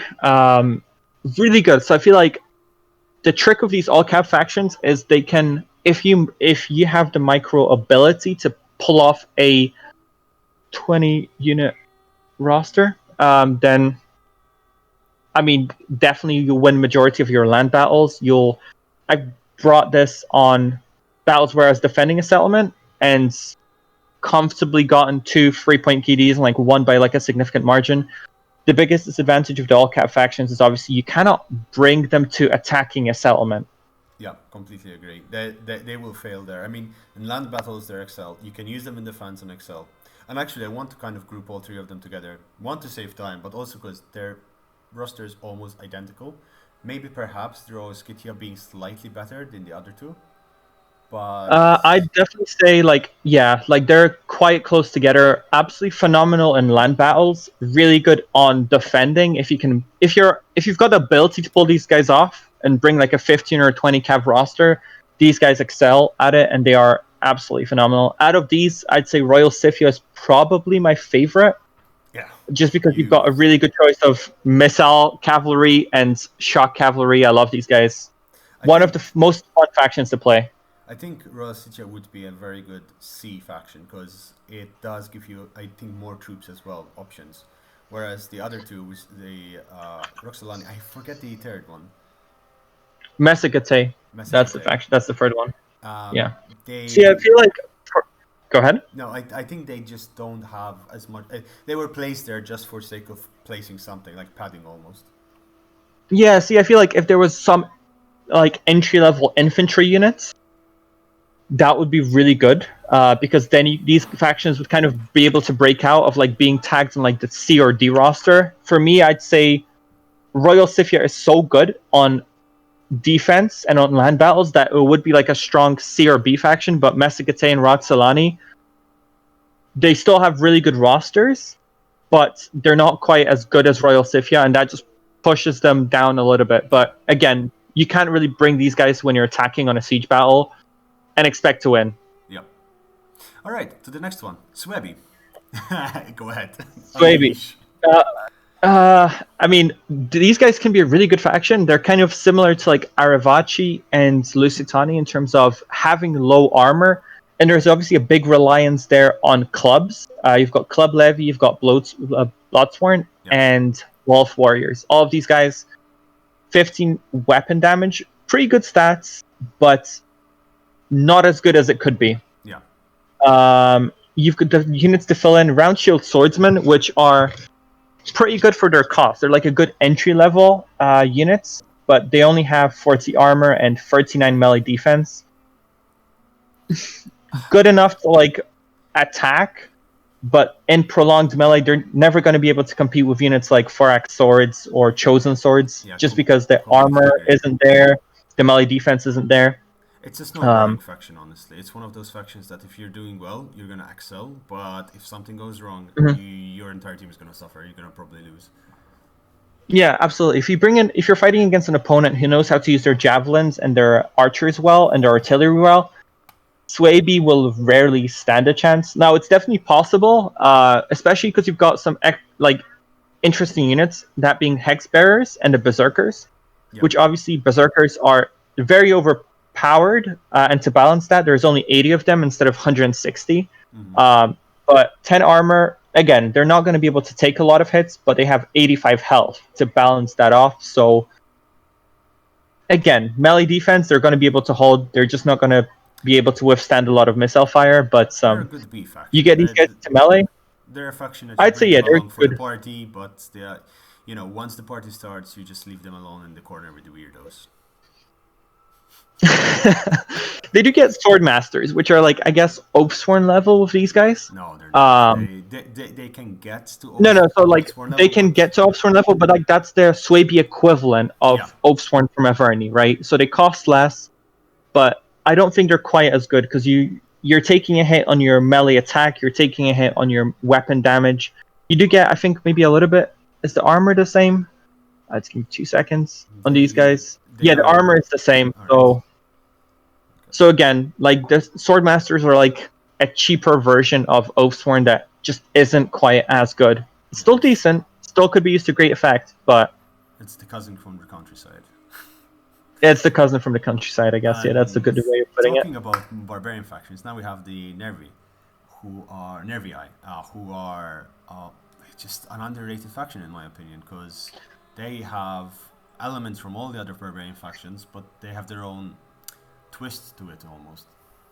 I would agree. I mean, you haven't got your special units here. You haven't got, obviously, your chariots, you haven't got your war dogs, you haven't got your elephants, but they do make up for it by having a pretty good melee infantry roster. You've Celtic warriors, pretty good.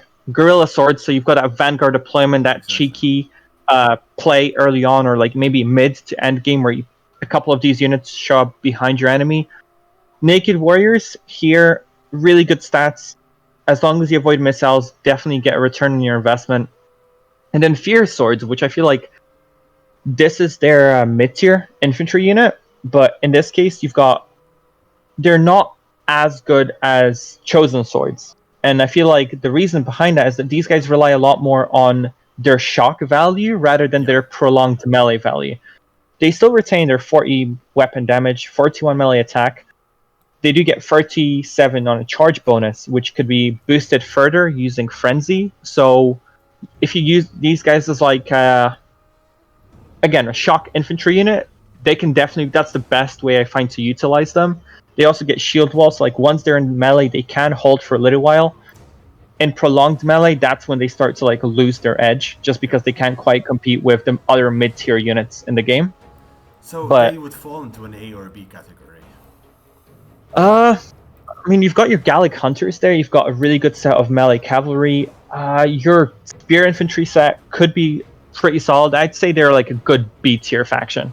They could be A tier with a couple extra units, but for me, I'd say like a B tier. They lack that extra oomph. Now the next one, the Oydrisian Yeah, Kingdom, the extra oomph. That's a good way of putting it. is something that really lacks the oomph. I mean, in every, I mean, they have Thracian warriors, they have, and that's it. They have Pontus, and that's it. They don't. I don't think they have anything of value. I think there's one of the few factions I completely say it's a B outright. On Oydrisian Kingdom. Yeah. See, with these guys, I have a love and hate relationship because this is one of the factions where I get like more of the high kill to death ratio games on defense than just about any other faction, but that's because their entire melee infantry roster is Thracian. It's some sort of a Thracian or Falxman unit. So the weapons they carry, they're called like the Falx. Yep. And in this instance, these guys have really. You look at their Thracian nobles. 76 melee attack is the highest, like base melee attack in the game. 45 melee weapon damage. Again, 15 of that is armor piercing, and 63 charge bonus. That's almost like having a shock infantry unit, shock cavalry unit charge into you, except for the next 30 seconds, they're going to absolutely melt whatever unit they just charged into. Yep. Now, after those 30 seconds were off, that's when you're starting to be at disadvantage because they only have 14 melee defense, and to go with that, only 55 armor.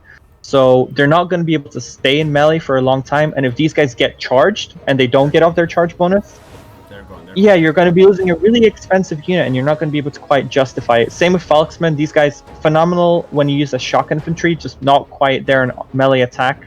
I'm sorry, melee defense and armor.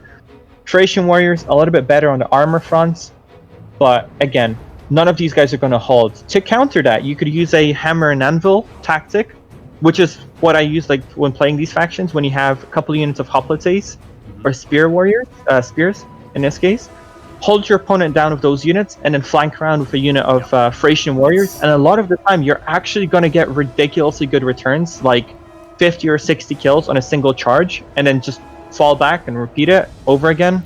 Well, I think that's a very situational position that you have to be It's a very situational thing. So I see, like, these guys, I find they excel on defending a lot when you engage your opponent on your own terms, and you can kind of pull off those hammer and anvil maneuvers. On a land battle, they're far more difficult to play as, and when you're attacking, you are at a pretty big disadvantage simply because you can only bring, if you look at their spear infantry, you could argue, well, if you don't bring melee infantry, bring spear infantry, but their mercenary hoplites and mercenary veteran hoplites are capped at 3 and 2 units respectively, so you can only bring 5 units to actually tank damage. And they are before very expensive units to begin with. I mean, 650 and 840, that's like the upper limit. Again, there is no like strong mid-tier sword unit here. There is not like a repeated unit of spear infantry that you can bring to like fill up the gap. But where would you place them? See, I love playing with them, but I find like a lot of the time when I'll play against other players, they're gonna perform poorly. Just because it's not a faction that is very versatile. They're good to like defending, and they're good when they get their charge bonuses, but other than that, they're just not there, you know? So I'd say this would be like a C or a D faction. I would put it as a D simply because unless you know what you're doing, unless you're very good with micro, unless you have a team that you can trust on, it's not something you can bring and repeatedly get good results with. I definitely agree. Now we have Pontus, and We are very close to the hour-and-a-half limit. But, well, I mean, we're going to go over it a bit, because we just literally have 1 minute left and 7 factions to go. Some of the most interesting factions are left, in the most important ones as well. But with Pontus, I would like to say that they're a faction that are amazing on defense, because they have a lot of very good units, especially in large fonts, because then they do not have the answer to the super high tier units. But then they I'd say because they're absolutely weak to archers, they're weak to Seleucids, they're weak to on land battles. They don't have that much mobility, because they do have good cavalry and good chariots, but. I see with these guys, definitely like what you said about not being able to like have a response to your opponent's high tier units, right? With these guys, your Pontic swords and your hoplites are your most expensive units until you look at your pike roster, where you've obviously got your bronze shield pikemen. But again, none of these guys go above 80 armor, and their stats they can't quite compete. I've seen instances where a single unit of Oathsworn has taken out 3 or 4 units of Pontic swords, and again, that's circumstantial. But in this case, these guys would be excellent on defense, because obviously they've got your mercenary naked swords here, which cost 380, which is 200 funds cheaper than factions like Averni or factions like Iceni get them for, but they still retain majority of the same stats. You've got your furrow spears, you've got a good selection of pikes, and again, entry-level missile infantry that has 150 range, has flaming shot, whistling shots, and you've got your Eastern slingers, which are just a little bit better than the vanilla ones. Decent melee cav, some missile cavalry, and like you said, the chariots. Any faction that has chariots in a defense battle can cause a ton of damage with that like single unit. Completely. I mean, you can go outside of the settlement and wipe out an entire army, honestly, if you use one.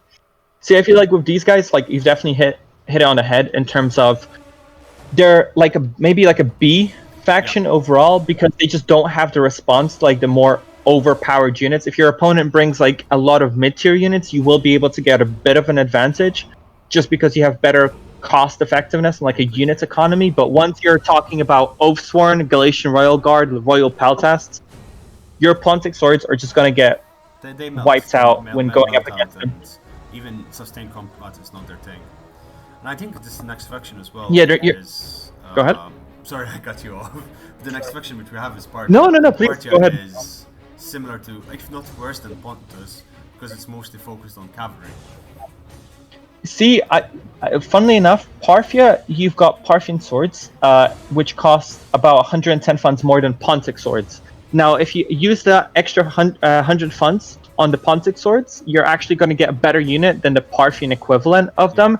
So when it comes to the melee department, Pontus, definitely has that advantage, and Parthia is a bit of a loss just because you're looking at their melee unit variety. You're talking about 5 units, where again, no answer to your opponent's more expensive units. You haven't got pikes.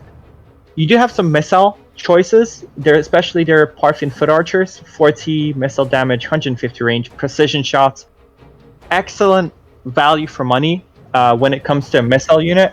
And then their cavalry roster and elephants, that's where these guys shine. That's their biggest advantage. Like going up against them in a land battle, from my experience, terrifying. Yeah, like they're phenomenal, and like they can't.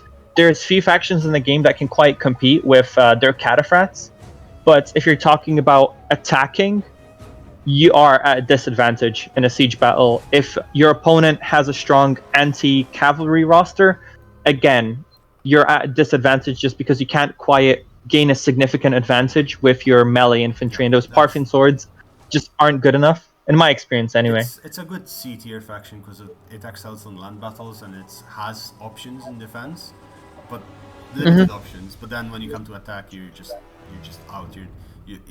People will laugh when they see you attacking with Parthia, as it's so much. You're basically playing the game on extreme difficulty at that point. Yeah, like there's definitely people who can pull off an attack with Parthia on a siege battle and do amazingly well, but like the vast majority of the time, it's a tricky faction to play with just because you haven't got enough unit variety and you haven't got those high tier units that can respond to like your opponent's more expensive units. Again, in a land battle, stuff like that wouldn't matter because if you can get your royal cataphracts to charge a couple of times into unit of Oathsworn, you'll win at profit. But in a siege battle, you rarely actually have the ability to get off those charges and, you know, secure that advantage and get that charge bonus off and pull off before your unit gets caught up in melee. And, you know, at that point... Completely with you at this point. Completely with you.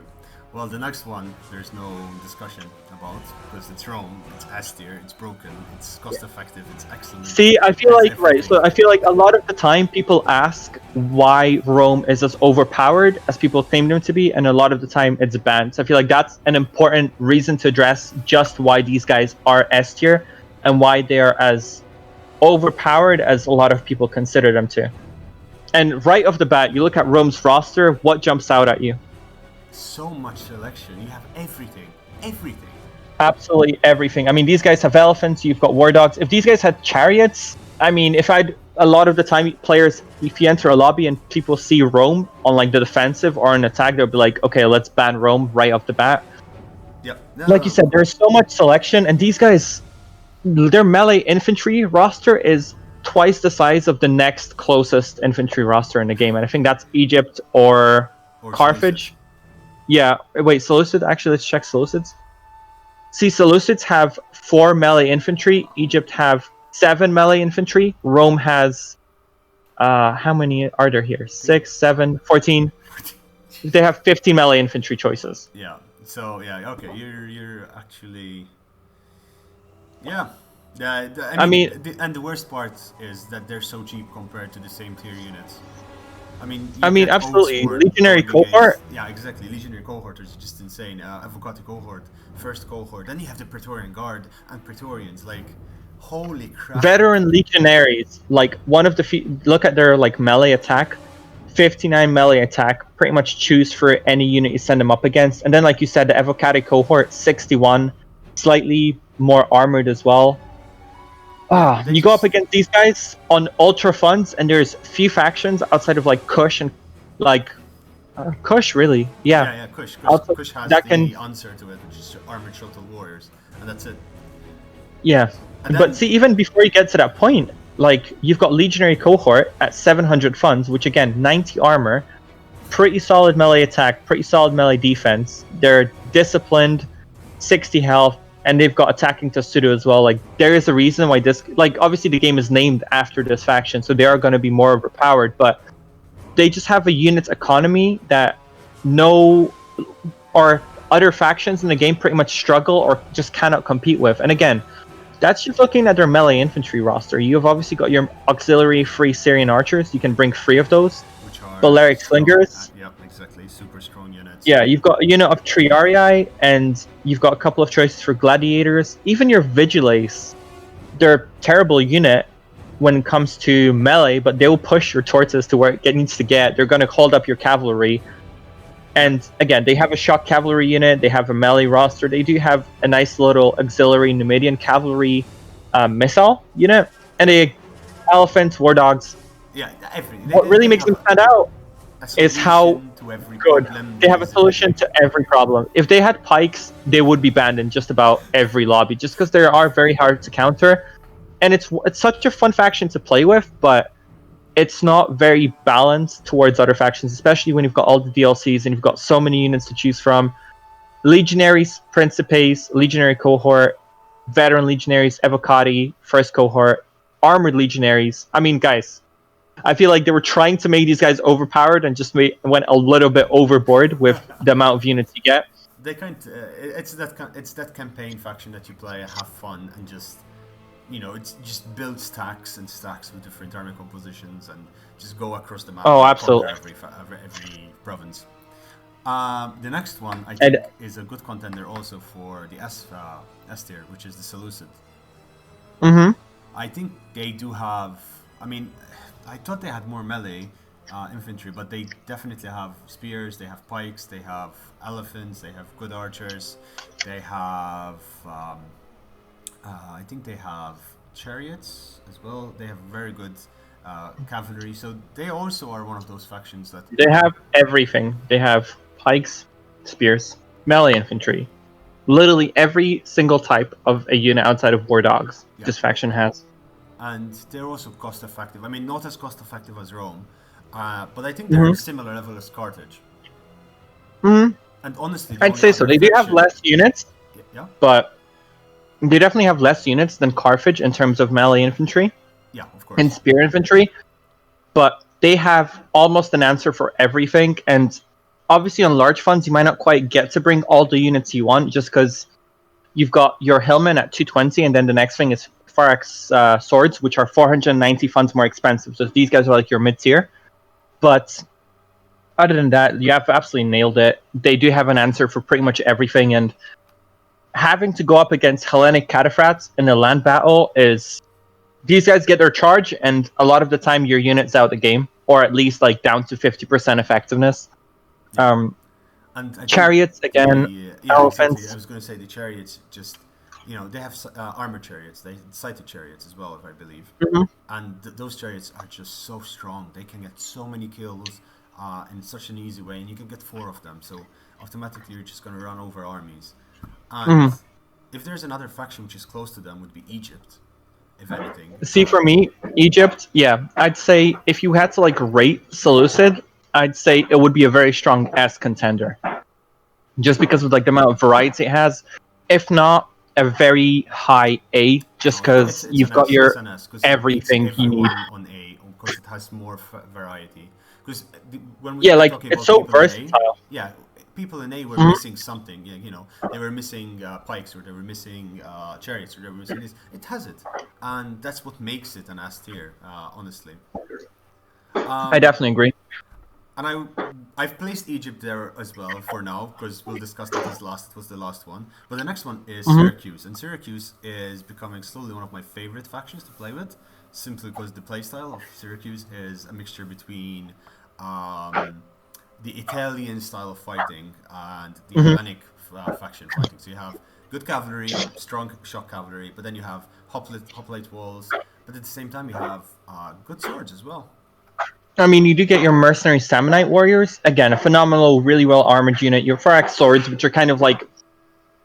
they're like the vanilla mid-tier unit. I find like a lot of the Hellenic factions are going to have Farax swords, and they get the job done. Now, their spear infantry roster is really, really good.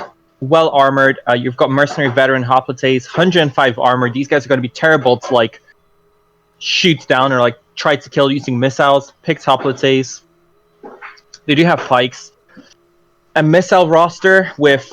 They do get your vanilla archers. That's something that like they aren't quite there in terms of range, but they do have a good slinger department. They do have a good choice of peltasts. And like you said, shock cav is there.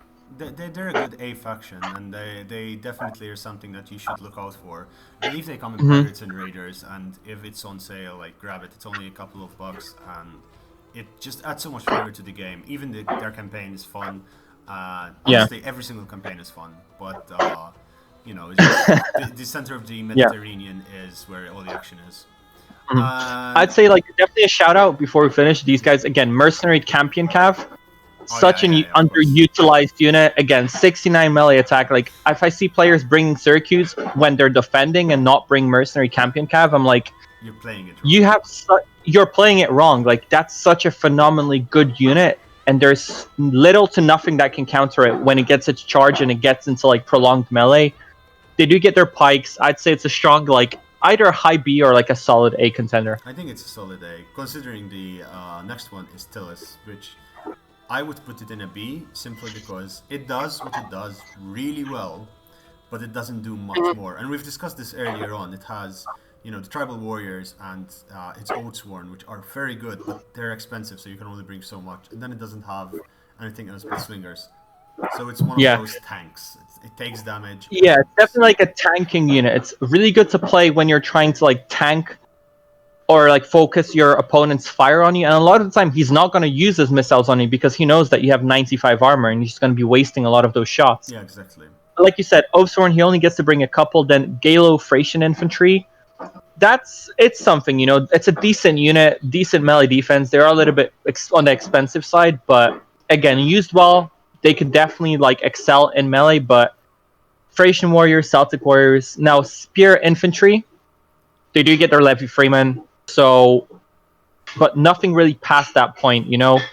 Spear warriors with cavalry counter tactics. You don't have your hoplites, you don't have your shield wall. None of those units, I think, has shield wall. No. Yeah, so no spear infantry units with shield wall. If a opponent gets his chariots in between, then you're going to start taking losses. If he gets their elephants in between, you're going to start taking those losses. And the best you can do in your missile department is bring peltasts or Celtic slingers, and even their peltasts don't get to like bring 10 volleys. They only get to bring the 7 ammunition type. Okay. So they suffered in that department. Yeah, they're definitely. Well, I mean, again, you do have some cavalry, but it's not versatile enough. There isn't a mid-tier choice. You've got your light horse for 450, and then the next thing is a very expensive noble horse for 1300. often how I see them play this, they engage 2 enemies at once. They hold their ground war. You know, usually it's 2v3 that's played in tournaments, and you see them in a tournament. Then the allies focus down the person who's not attacking Tylis, and Tylis, by the time that the fighting has ended, would have done some damage, but pretty much been eliminated. While then its allies can take down the last 2, which would be weakened because they would have wasted so much ammunition, they would have wasted so much javelins, and their units would have been starting to get tired. Yeah. No, I definitely agree. Now we're down to the, well, with the exception of Masaesyli, Nabatea, and Kush, which unfortunately I did not put their icons in, Egypt is the one that's left. Egypt, I'd say, is a strong-ass contender. Like, hands down, these guys have, again, everything similar to Seleucid, maybe just a little bit. They have a more accessible melee infantry roster. You see, like, they get a couple of units that are cheaper than the 4x swords. You've got your Egyptian infantry, which is horrible. It's terrible. It's terrible, let's be honest. But then the next thing, you've got carrying axemen, so 5 volleys. Yeah, Galatian swords are pretty good there too. And then you've got your 4x swords for a mid-tier counter, and then Royal 4x swordsman, Royal peltast, and Galatian Royal Guard. Like, you've got a great choice of all the elite types of infantry that you want to go into the battle with. I mean, that there enough. Answer to a lot of problems. Just like melee. Then they have a decent spear line. They have good pikes. They have, I think, they so much choice when it comes to missile infantry. Yeah, exactly. They have. I mean, the Numidian bowmen are fantastic, but they also get Cretan archers, I believe. They do get Cretan archers, and they get Rhodian slingers as well. So they just, you know, they will match you blow for blow. Their cavalry is fantastic. They get elephants. I'm not sure about missile cavalry. They get chariots, and they get 2 types of elephants. So it's again, one of those factions where if you're new to the game, play one of these factions, learn the game from this, because it gives you a little bit of everything. And even the spears has Taurus spears, which it is one of the best units in the game, hands down, for me, because it's, if you use them well, you can definitely get like a levy throw spears units, like take away like half a unit of like Oathsworn or like Praetorian guards if you're firing at them from the side or from the back. Use these guys well, you're going to get a big return on your investment. Yeah, so that is pretty much it. It only took us almost 2 hours, which will be the longest ever video I ever made. I think that was like a pretty like short intro into like each faction, you know, like it definitely could have like broken it like more like unit by unit, but we've covered a lot. I think we've covered everything in the game with the exception of the 3 guys which I missed, which I think now that we're at it, we might as well discuss them. And even for last, because Kush is self-explanatory, but Nabatea and Masaesyli, they are fantastic A tier almost, A and B tier factions. So you've got Masaesyli, you've got Saba, Nabatea, and Kush. I completely forgot Saba. I know, that's like such an easy one to forget. So I think that with these factions, like if you're talking about Masaesyli, they've got Desert Legionaries and they've got Desert Cohort, as well as one of the few factions in the game that has a shock cavalry unit with Vanguard deployment. Now these guys, if you use them well, can go after archers, can go after artillery, can go after those exposed units, and really mess up your day. It's a tricky faction to play when you're attacking because you do have that missile disadvantage, but to counter that, your mid and top tier units have a lot of armor, 80 and 90 respectively, and they've got a tortoise, so they're going to be good on attacking, they're going to be really good on defending, they're going to be really good in land battles. And you've got chariots, elephants, really good missile cavalry, so Yeah, there isn't much not to like with these guys. That's a strong That's one of the factors which you I would place it A. And again, it's I spent a solid month after I bought the Desert Factions pack just playing Masaesyli, nothing else, because I didn't want to play anything else. It's so much fun. Yeah, they are a lot of fun. And one thing is that there's a spear infantry unit they have, which is a lot of the time underutilized, but it's the Numidian spearmen. Yep. These guys have 64 melee defense. If you place them in a square, I think it goes up to like 79 or 80. They're not going to do a lot of damage. Like, you need to get that like right off the bat, but unless there are javelins present and it's strictly melee, I've seen these guys hold for like a straight 12 or 13, 14 minutes against a unit of chosen swords. And that alone, it's like, that's a really good holding unit. Just to note on these guys, if they are in box formation, they can even slow down elephants going on a rampage, because they're so tightly packed. The elephant not glitches, but gets jammed in the middle of them, so even it stops the charge of an elephant. That's why they're useful, and they're cheap. They're not that expensive. I mean, 200, yeah, absolutely. And then look at the fact that they have a 30 bonus versus large. Yeah, so it's one of those units which you put two in there just in case, protect your flanks, protect your rear, or inside the settlement you keep them around your desert cohort to protect them from, or even just use them as a front anvil while the desert cohort is the hammer. Absolutely. And then Saba, you love Saba. See, I feel like a lot of the time people trash talk Saba about being a bad faction, but it's actually one of my favorites.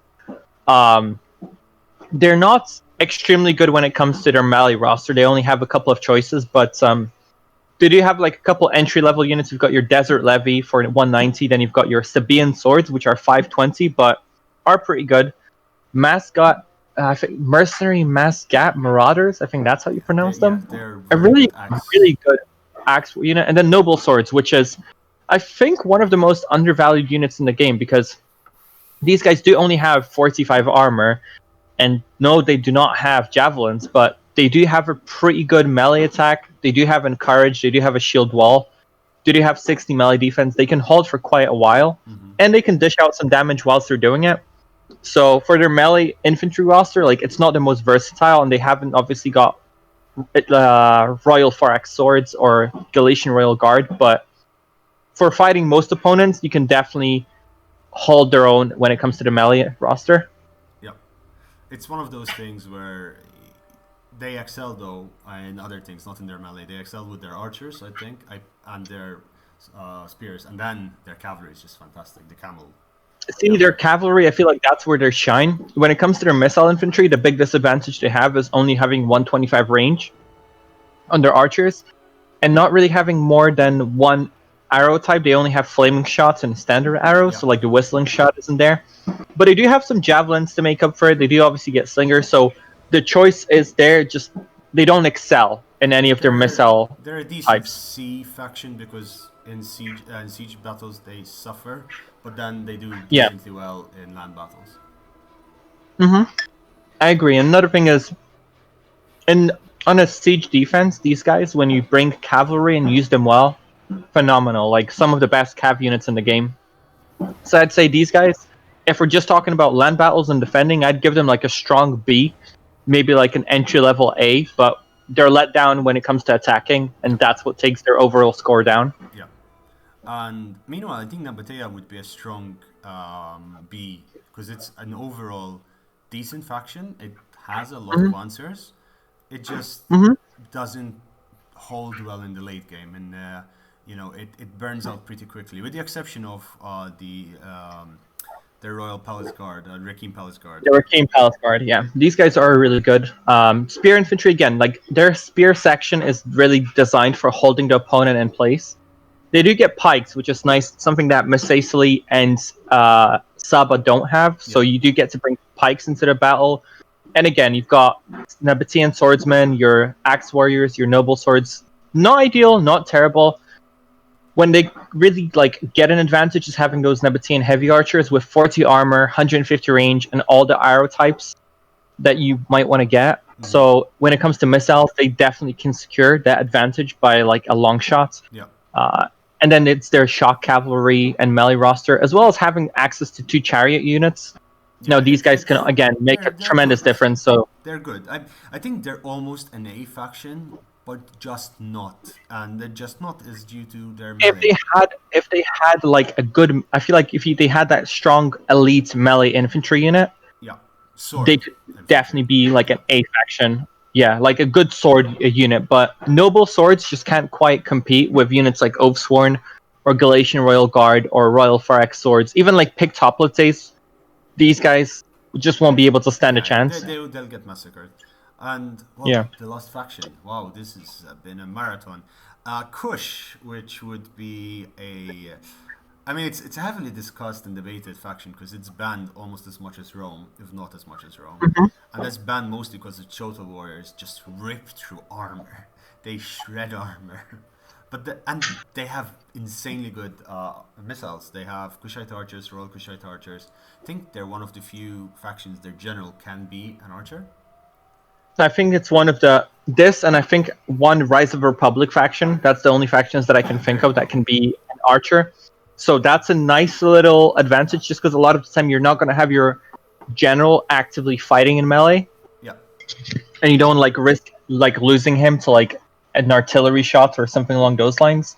Yeah. So that's a nice touch. And like you pointed out, the Shotel Warriors, their armor piercing capability is the thing that's what makes them so overpowered, because they're going to kill your unit going for their health before they like get for their armor, if that makes sense. Yeah, so exactly. like you land 4 or 5 hits and you're going to kill an average 4x sword. They will ignore the armor point blank, and Absolutely. they will just chew through you.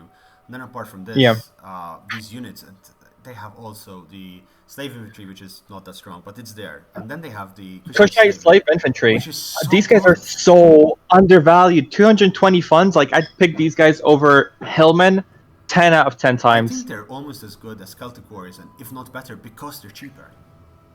See, like they are cheaper. I think Celtic Warriors are 350. Kushite slave infantry, like their stats aren't as good, but the biggest difference there is the melee attack and weapon damage. I think it's only a difference of like 5 weapon damage and like at that 5 point, or 7 you attack. need something to fill, like, Celtic Warriors excel by filling in the gaps, engaging units, and starting to... But that's exactly what Kushite infantry can do. Like, they can engage, like, they can hold, they can start at engagement, they can start exhausting your opponent's units. And they also end up getting a javelin throw as well. Apart from all of this, they also get amazing cavalry.